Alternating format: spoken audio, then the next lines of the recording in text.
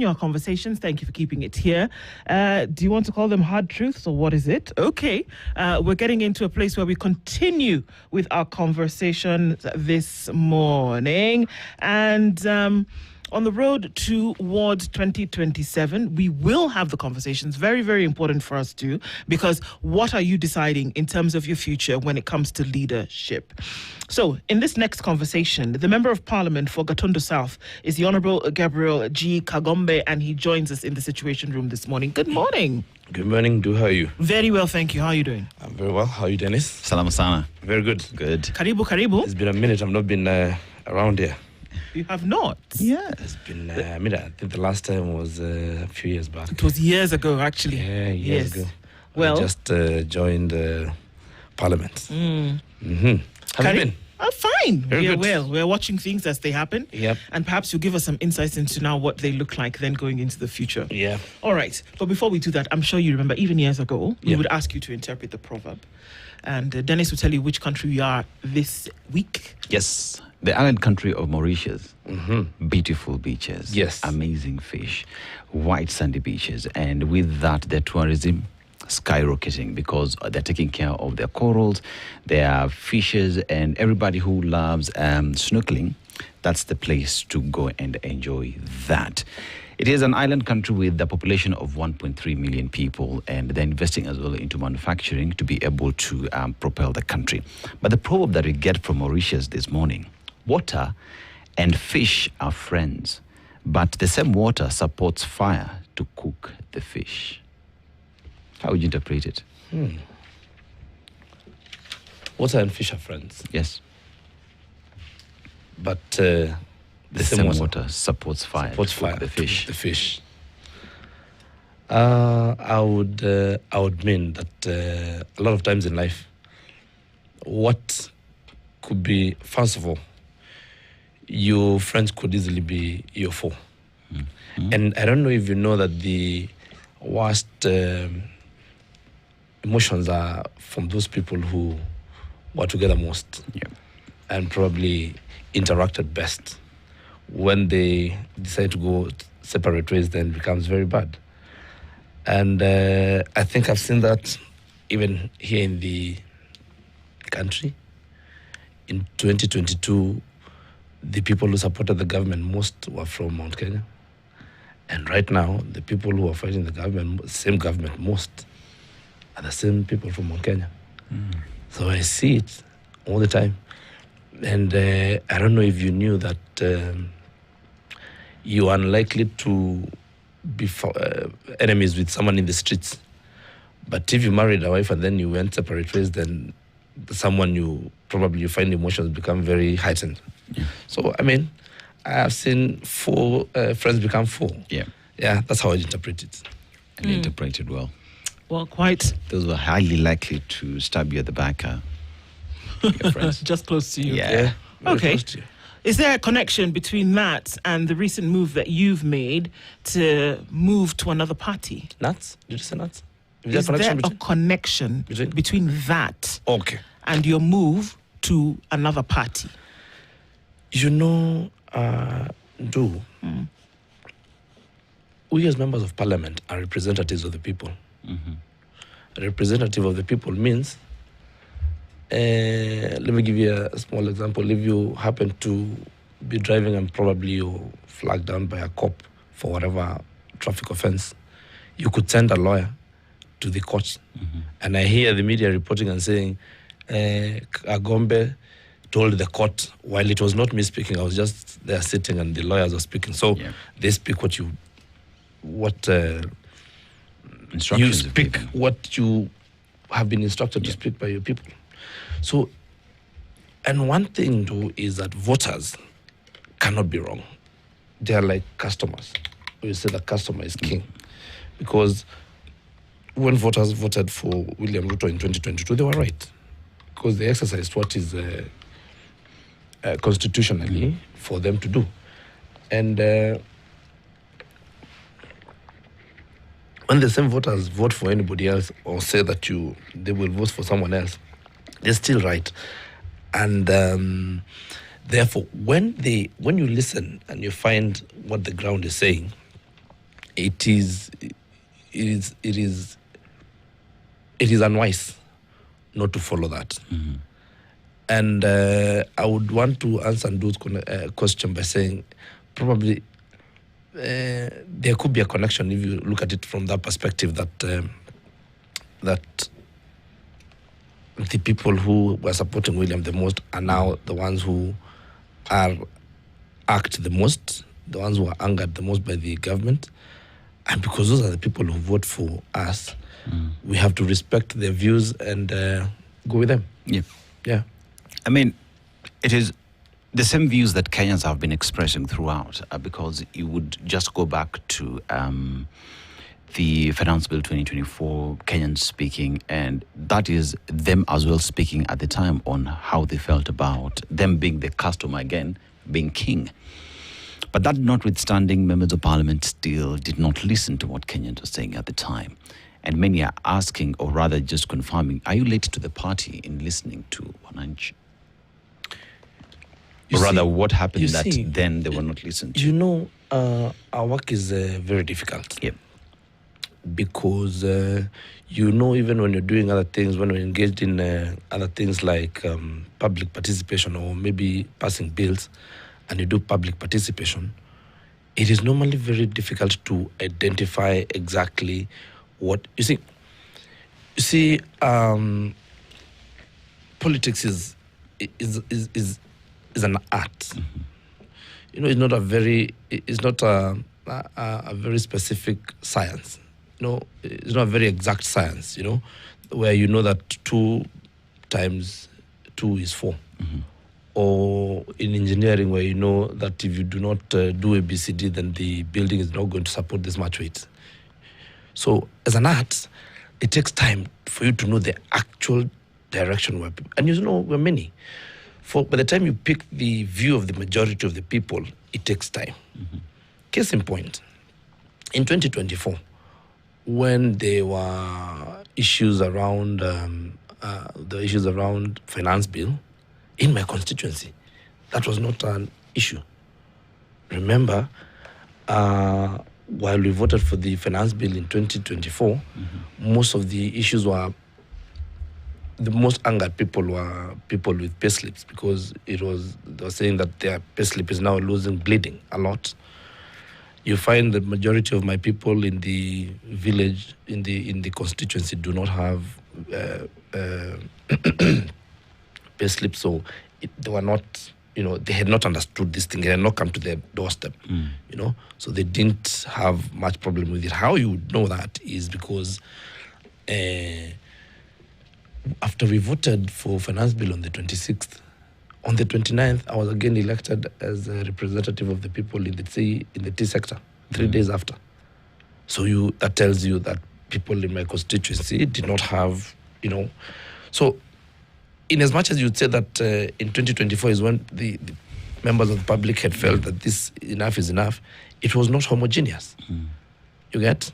And I'll tell you, even when there was this dissent from the government, even in the mountain, it did not happen, in a homogeneous manner or together all the time. Different places came differently, If you look at the elections in Mbeere and the elections in Olkalau, you see the difference in the voting pattern.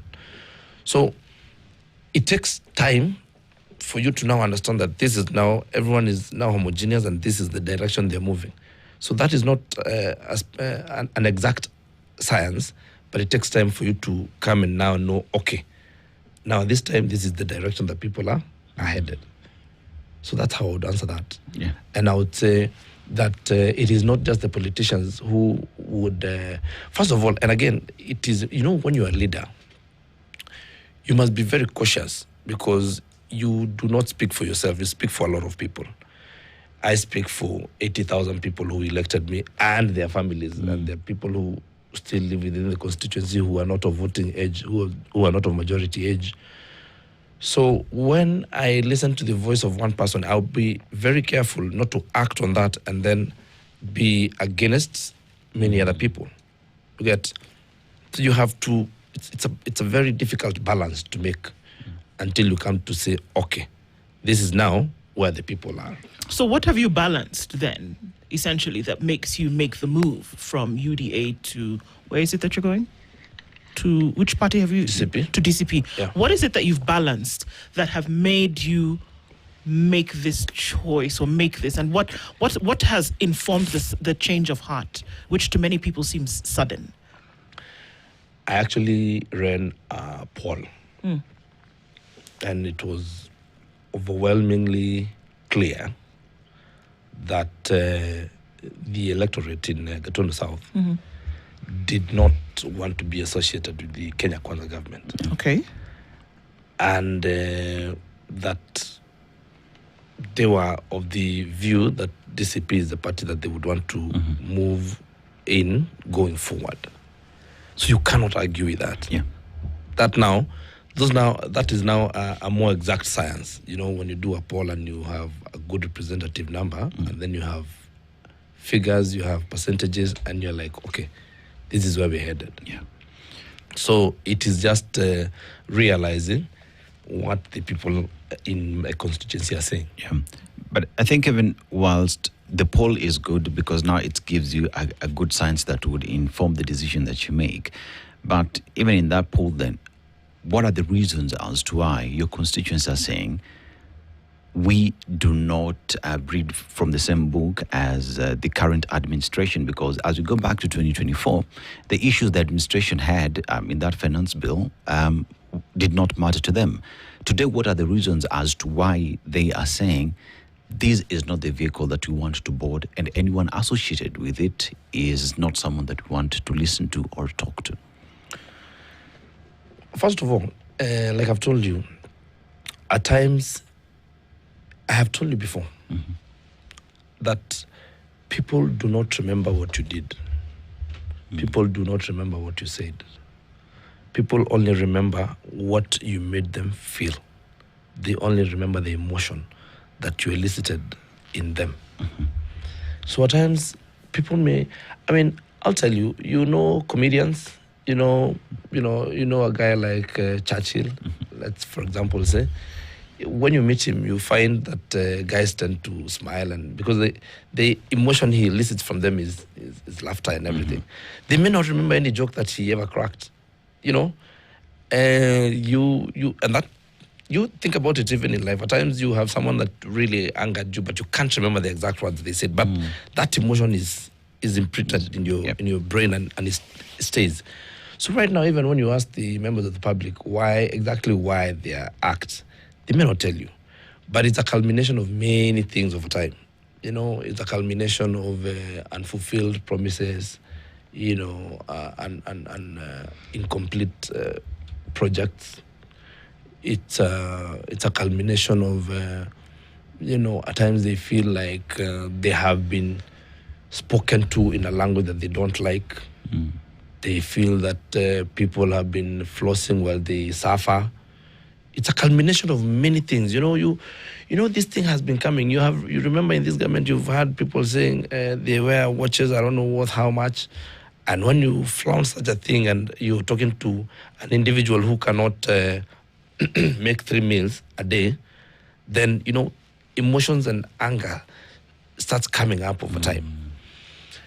There's also now that issue of, unfulfilled promises and incomplete projects. Like in my constituency, I'll tell you that the Mau Mau projects have not been touched since we got into government. And did you tell them that they would? When you were campaigning for Member of Parliament for Gatundu South, I believed. Did you tell them that they would be? Yeah, because I was promised that and I believed that it was going to happen. Okay, so hang on. We had said, you were told, as Kagombe, that this is what you can tell your people, or did you feel? Yes. Did you feel that this is something you could go and promise to them, or did somebody tell you, you know what, go and push the envelope for UDA here, and this is what we're actually going to do, or this is what you go to tell them that we're going to do? Because you can tell if somebody's being genuine or not, can't you? So I'm asking, what was the scenario? Were you told that this is what was going to happen? Or were you told that to go and tell the people that this is what was going to happen? What we agreed after we got into government, actually, was, first of all, that we're not going to start new projects before we finish the old projects. The Okay. president said that. Okay. And I believed him. Okay. And when he said that places like Mau Mau, when you say we are not going to start new projects before we finish the old ones, Mau Mau project was one of them. Okay. So when, even when after I was elected, I've gone to the people and told them we have talked about this, we have discussed with the relevant people, with the authorities, with the executive, with the president, with the cabinet secretary, with the PS, and we are going to be finishing this project. But 4 years down the line, nothing. When did you realize down the line that there was a problem? I started seeing signs of danger last year. And but there were issues. Okay, we are fixing this. We are going to get some money from this place. We are going to do what you call securitization of fuel. We're going to do this. So we're going to collect money and then come together. But then now, when you go to the agencies that are in charge, you realize you are misaligned. You find that they are more concerned about some projects elsewhere other than in your constituencies and in your region or in your area. That combined with now that thing that I've told you over time, that you've gone to the people and found that they are asking very difficult questions, and the thing that I've also told you, that at times they will not even tell you why they do not want this government. Did you ask questions? Did you raise the issue? Because remember, you went through an entire campaign period where you said, in rallies, said certain things were going to be done. You held a promise that was given to you, all right? And you said this to other people. Now, on something so heavy, 80,000 people, by your own submission, gave you their vote based on the things that you said. Wouldn't it be prudent then, along the line, when you realized, hang on, this is not going as we thought it would, that you come back to the same people and say, okay, guys, stop the train. There's something wrong here. Did you do that? That's number one. And number two, did you come to the people and say, okay, guys, this vehicle that we got to this place on is out of fuel. We need to change vehicles. Did you tell them that? Yeah, actually, if you remember a video that was circulating a few days, I think the other week, we were somewhere with people around one of the projects that you're talking about, like the Mau Mau. And we told them, listen, I think now I have promised you that we're going to fix this road for so long. And that promise has been based on another promise. And looks like this will not be tenable. So it is important that we agree on that, so that we know that, first of all, I have done what is humanly possible from my side to try and influence and get these things done. But I have not made it because, I've been frustrated. How are you frustrated? Yep. I'm sorry. It's important because what we need to do is the people, right? How do then they know that you have staying power and the will to actually make some of these things happen, that you would go back into the House of Parliament and ensure that you're doing the legislation, that you're doing the budget, that you're doing the oversight that is required of this position? Because if you could say you were frustrated, how were you frustrated? What did you do? Who did you have conversations with to say, come on, guys, we promised the people that we're going to do this? And then how were you frustrated? For example, I would tell you, we had... I have been to the Director General of Kera and Kenha uncountable times, because he's the person who's supposed to make sure that he has whipped the contractor on the ground. Right. Right? Because I cannot whip the contractor. The contract is between him and the Kera, the agencies that are in charge of that. So when you go to an office and you're promised this today, tomorrow, 3 days, a week, a month, a year, another year, another year, and nothing is happening, and you find that somehow some other projects in other parts of the country are going on, then you realize probably that there's a targeted, drive to take funds in a certain direction, And the funniest thing is that since we're in the communication age, people will find out. Your voters somehow will find out. You people will somehow speak on Facebook, they will communicate on social media platforms, and your voters will know, okay, so first of all, we remember you said that you're not going to engage in new projects before you finish the old projects. But we've been seeing Geronimo Summit moving on very swiftly, and the contractors are on the road. The same contractors were supposed to be doing the other road. Then you ask, why are you here in a new project and you're not in our old project that was supposed? Actually, some of them had even been started. So, first of all, in a road, when people come and fix the road, at times they will even go with your gravel that was making the road passable. So that now when they have graded away the gravel, then that road becomes completely impassable. It's immotorable. So that is what happened to some parts of this road, where people are now saying, I wish you left the road the way it was previously. Now it is even worse, because in your preparation to come and now maybe tarmac the road, improve the road to AC level, then you need to first dig out all the existing gravel so that you get a proper base. So when you leave it at that point, then it angers the people, because then they cannot even use it. That's where your role as Member of Parliament and the overall role of oversight comes in, because these questions, as the representative of the people in your constituency, you ought to be asking these questions. But beyond that, there are promises that you're given by an individual, the president. But then again, that would again fall on your docket as Member of Parliament in the legislature, because that is the house that passes budgets. Through that, you're able to see whether that road has been allocated for appropriations to happen. If that does not happen on the floor of the house, one then asks the question, is that failure from your end as Member of Parliament not going through the fine details in the budget books proposals that come before the house for it to be passed? Because if it is not there, definitely it will not be addressed, it will not be worked on. The promises remain promises that happened privately, but before the public of the eye, it is budgets that speaks, it is documents before the house, it is approvals before the house that matter. So first of all, you need to know that the budget making process is not that straightforward. And most of the times you do not have individual straight lines for specific projects. No? If you have something called Mau Mau Lot 1B, like what happens, what is supposed to be in my place, when you have Mau Mau Lot 1B, it may not say exactly which contract is in the budget, because now you see that would be so many projects, yeah? And so there's the work of Parliament to pass this appropriation. Parliament deals in the top line. That's why we have other government agencies who are now going to do the nitty-gritty of the projects.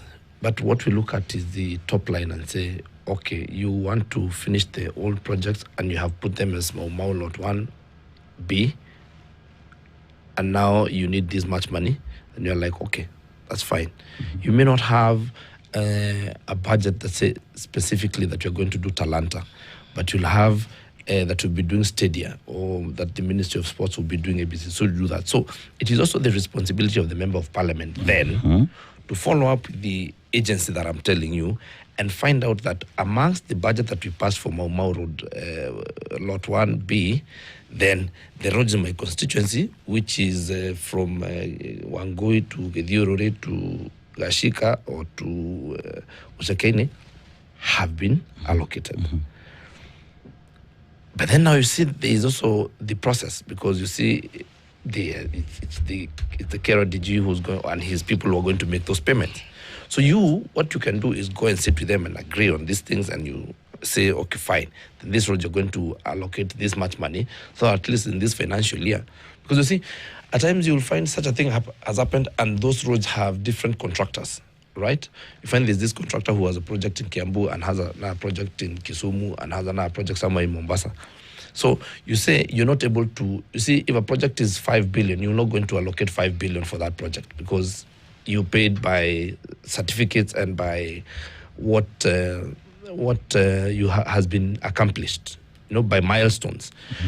So the easiest way to frustrate a member of parliament is to have the contractor just moving on with the works, but the person who's giving direction to them to go and do a certain road, then they send them to a different area. So for this one we've paid you, but you go and do this project. So that is where the frustration comes in. Then you realize that your issues are not that. But there's even what actually to me broke the camel's back. We could have, dealt with these projects because somehow they will be done at some point. Whether by this government or another government, or, we have been pushing for roads. I've been pushing for roads since I was in college, and I know at times it takes time to complete those projects. But now, when I found the government coming again now to the farmer, this year, this financial year 26-27, I have found the farmer being charged for infrastructure projects.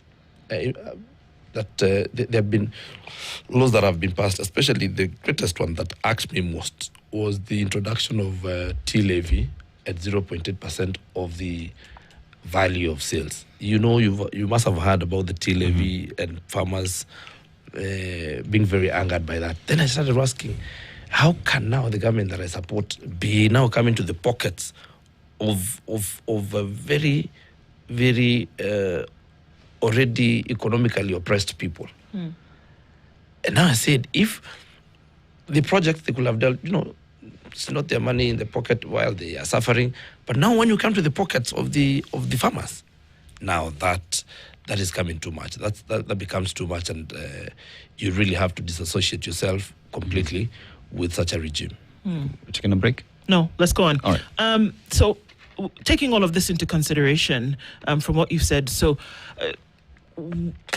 what's your core belief in terms of how the people of Kenya and their livelihoods ought to be secured?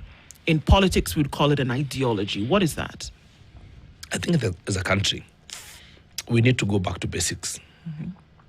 I think we must first fix. We must go back to the drawing board and fix the basics. We cannot be asking to create a football stadium worth so much money, and expressways and all these things, and airports that are worth billions, but we have not even fixed our food. A thing like Galana Kulalu, for instance, is something that the government is supposed to do and make sure that we have secured food security. We have food security. I think we have been overly ambitious to do crazy things, and we have forgotten to fix the basics. In a country where in the recent years we have had death, people dying of starvation, in the last 5-6 years, and in a country where we know that if we have drought for another 2 years, we will have people dying of food, that we need to take relief food to them. In such a country, we cannot be asking to do a multi-billion stadium. You cannot be asking to do the Adani projects that were supposed to be done, apparently, you're taking electricity to people who have no food. We must align our dreams. We must align our priorities as a country, so that first, we first, when we are all in school, when we are in very, junior levels of a school, you are taught that there are three basic things: food, shelter, and clothing. We have not fixed that as a country. Yet we want to go to some other superfluous projects. So, as a people, and I think now the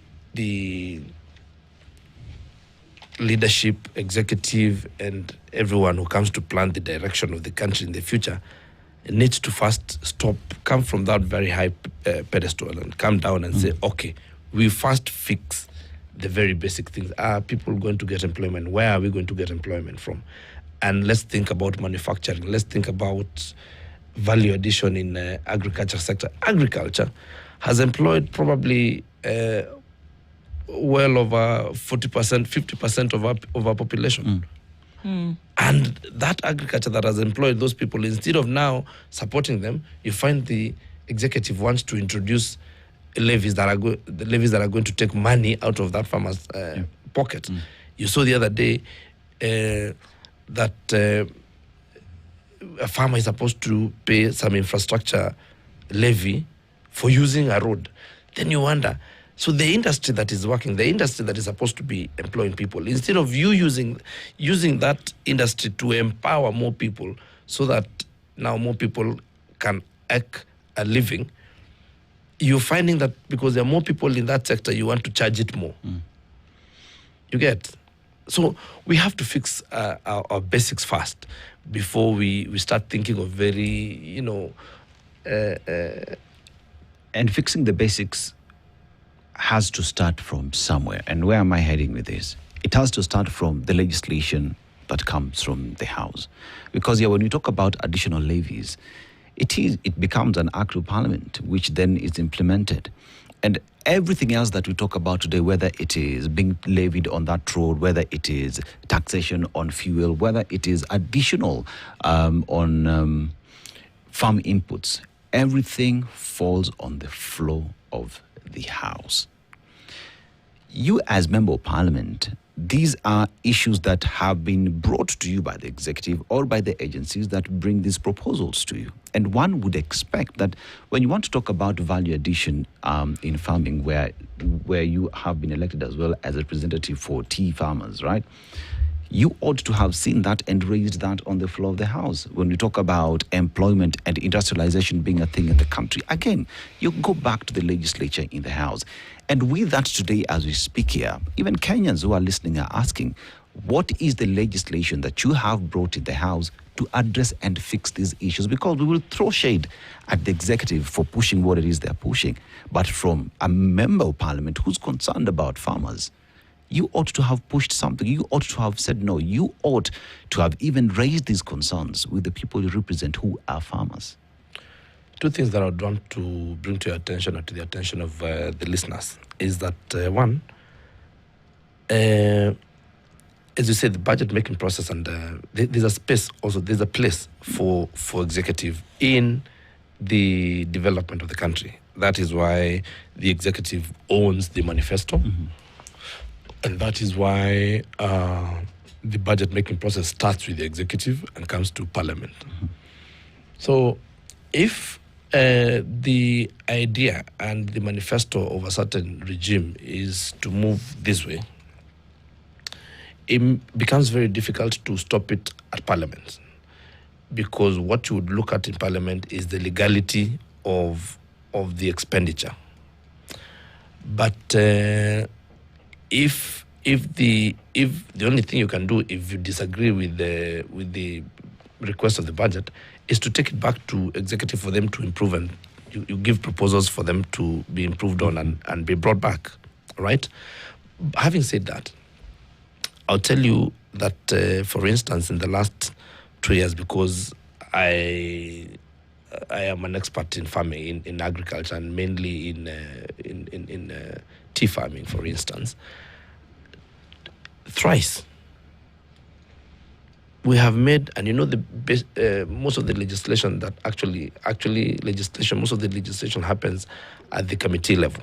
In the Committee on Agriculture where I have served, I have brought in the year 23-24, 24-25, and now 25-26, an allocation for money to do value addition of tea. What that would mean is, and tea is a serious agricultural product and commodity in this country. For information, tea was number 2 in foreign exchange earnings last year at 27%. It was only second to diaspora remittances in Kenya. So, which tells you something very interesting, that between diaspora remittances and tea, those two contributed 57% of all the foreign exchange that we earned last year. So when you have an industry that earns you 27% of your foreign exchange, and we are saying that of the 215 billion that was earned last year, that when you do value addition, you could increase this 100% and come to probably and get value, add value to that tea to about half a trillion Kenya shillings. Then you start seeing that is an investment for 1 billion shillings or 2 billion shillings that is worth investing in. I can tell you, we've allocated money for that thing every year. But somehow when the budget leaves Parliament, it doesn't get to be allocated.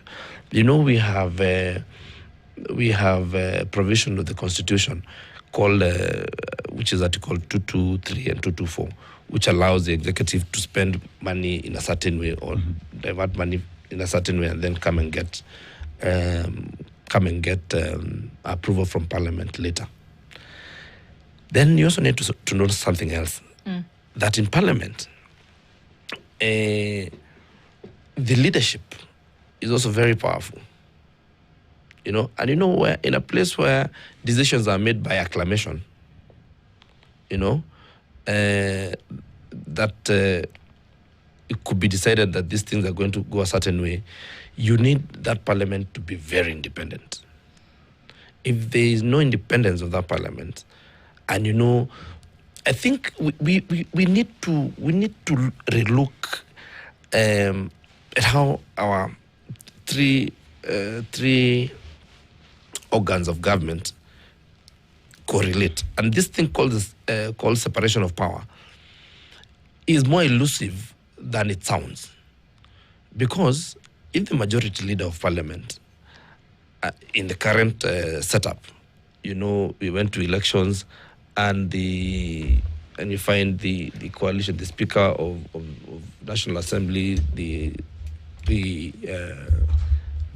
majority leader, now the minority leader, the entire House leadership is in bed with the executive, right?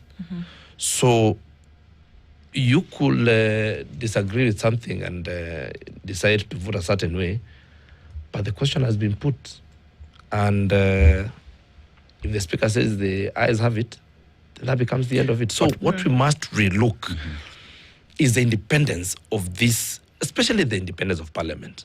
It is very important for Parliament to be completely independent. I find that courts try, the way our Constitution has made it courts is impossible for Parliament to be completely independent? It becomes very difficult. Why?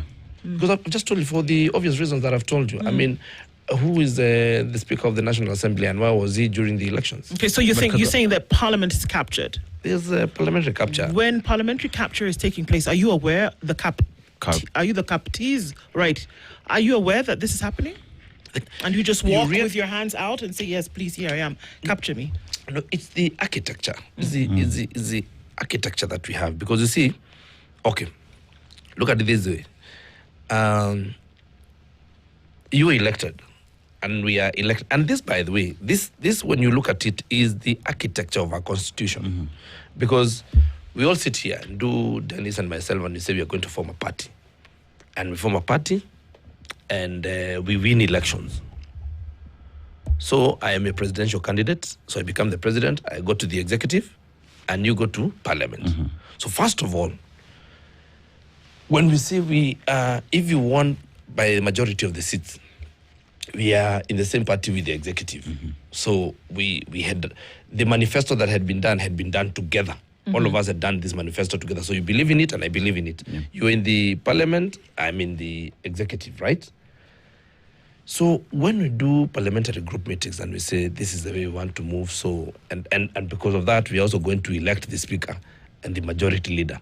So all these people come from the people who sat somewhere in a room and decided this is the way the country needs to go. You get? So then when you do a PG, a parliamentary group meeting, and say, now this is the way we want to go, then you find that the dissenting voices of the people who had a different manifesto, then it's swallowed.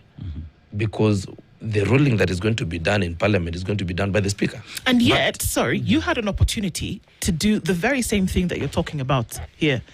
Because the things that you're talking about are some of the exact same things that Gen Zs brought up during the finance bill issue in 2024. The very things that you mentioned. That's why we've given you a wide berth to then be able to say, well, you talk about value addition, you talk about spending money more respectfully and wisely and with integrity and along such lines. These are the very same things that the Gen Z brought up. And yet you said that these Gen Z perhaps had been captured by Illuminati. You said this. Can we be far off from either position, or has that changed? Because what you're saying today is exactly what they said in 2024, and yet you judged them for that. I didn't judge them. What I'll tell you also is that the issues that were raised, and I said it, and I said the issues that were first of all, in this country, we need to know how to manage information. Because you saw things that were said about the Finance Bill 2024 that in actual sense were not real. The taxes that were said to be introduced at that time. So there's a very thin... No, you need to stay on that point. I'm on that line. There's a very thin line between now information, misinformation, and disinformation that is happening in this country. Such that, in as much as I agree that the issues that were being raised by the Gen Z's protest at that time, most of them were not factual. Most of them that were not factual. Were not factual. There was a general dissent and a general dislike of this thing, but most of the issues that were being raised, I don't know, you're going to add I don't know, tax on bread, tax on milk. I don't know, we're going to remove to zero rate, or to reintroduce those things. Things that were said at that time were actual. It was actually disinformation. There were things that were raised that were removed, but the leader of the majority, who you serve under, came back about 8 months later and said everything that they were protesting about made its way back into the act. Were you aware of that? Yeah, I heard him say that. Is it true? But I don't agree with it. Oh, you don't agree with the leader of the majority? I don't agree with those it. things did not actually come back. So that was political as well. That was political. Okay. And at times, also in the heat of the moment, then people tend to, get excited and make political statements that could not necessarily be accurate. I love that you said that, because you know what? In this moment, the people of Gatondo South, who are made up a higher percentage of these very young people who are going to make a decision about what happens next week, next month, next year, are asking the question about whether Kagombe is making this decision based on a political whim. Whether you decided to jump ship because, perhaps I have a better chance of coming back if I do. Do you see? The same thing that you talked about is actually what is resident in the minds of people, to say, is he moving because the tides would be better for him if he did, or is it actually about the people? There's some realities of our politics in this country that you cannot run away from. I'll tell you. I joined UDA in March of 2022. Because again, I told you that we do not have a specific way, a very exact way of saying that this is what is happening. So you have to watch and realize, what is it that our people really want? Even when you sit here and probably you will get feedback from the people on the show, you get feedback by SMS and whatever else it is. It only shows you the direction you're going towards a certain thing. And you cannot wake up one day and receive messages and decide, this is what is going to happen. Because even you over here, over time, because we've been here with you before, we have seen issues changing. You were here in 2022, right?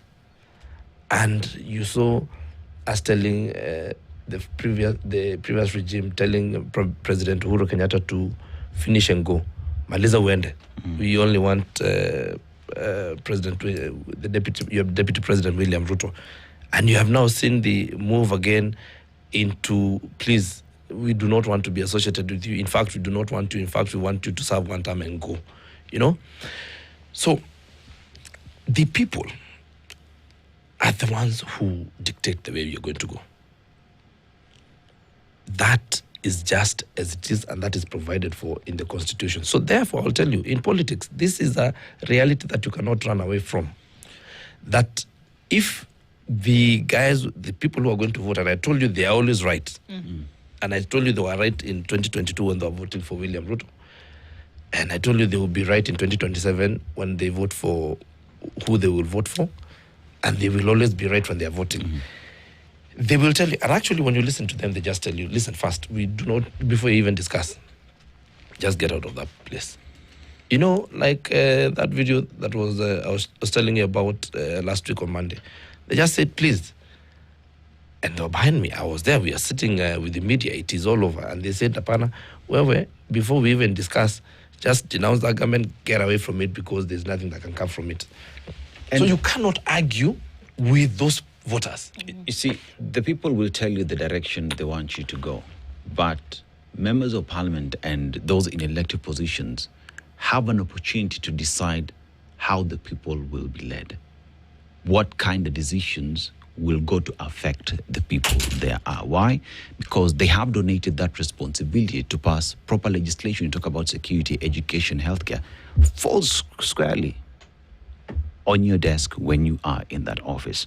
So when you talk about parliament being captured, we'll remember that when Kenya Kwanza was voted into office, it was not majority in parliament. It was the minority. But at the time, you were part and parcel of those who said, you know what, all things will happen, we have to be majority. And when an illegality, according to what many say, happened, you were there celebrating. Today we talk about the independence of parliament, but you're part and parcel of celebrating when that independence was being taken away. Let me tell you, Dennis, there's also another reality that you will not run away from. As a member of parliament, if the Speaker of the Senate, who is the leader of a certain party that is parliamentary, goes to State House while I'm in parliament and decides now from today on our party is going to support the executive and we have formed this post-election pact, really, as a member of parliament, who has colleagues, member of parliament who belong to that other party, to be honest, you'd be asking for too much to tell me to stop that. So we are admitting that Parliament has ceded its power and there is no capturing that has happened. Let me finish. It's not ceding its power.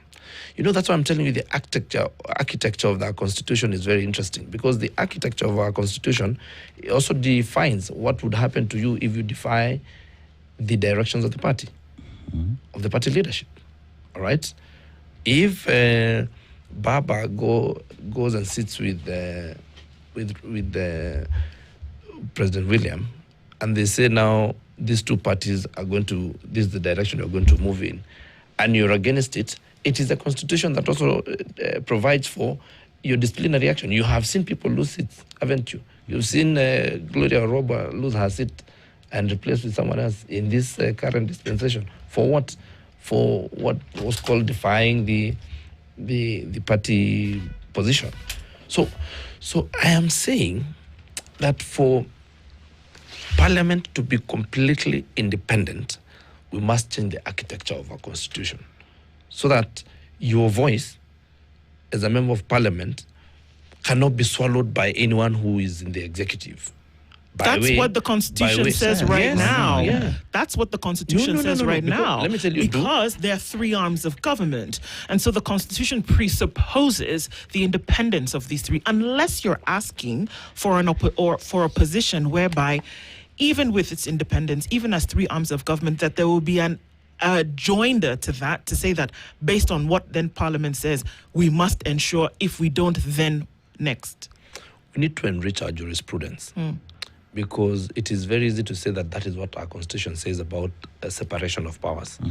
But I'm also telling you that the same constitution provides for mechanisms for an individual in a party who is in parliament, who defies the party position. The same constitution. The same. We must enrich our jurisprudence. We must also agree, that we are a pretty young country, and our jurisprudence is not.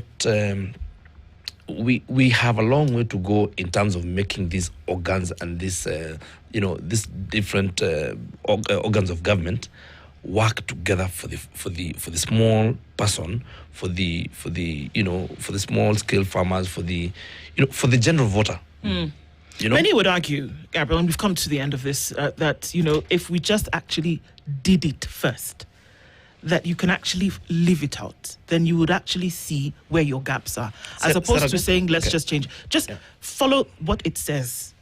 In terms of implementation of the Constitution, that has actually not happened with the one that you actually have. But then we say go ahead and change it, whereas you've not lived it out how it should be. I'm not saying we change it. I'm saying we improve, we enrich our jurisprudence, and that will happen over time. Okay. With the precedences that are set in cases like the ones that Gloria Orobo has taken to court and all those things over time. I'm just saying that we are pretty young democracy, and I think we also took a very progressive constitution that will give us a lot of issues before we have a very progressive constitution that we have to run behind and catch up with.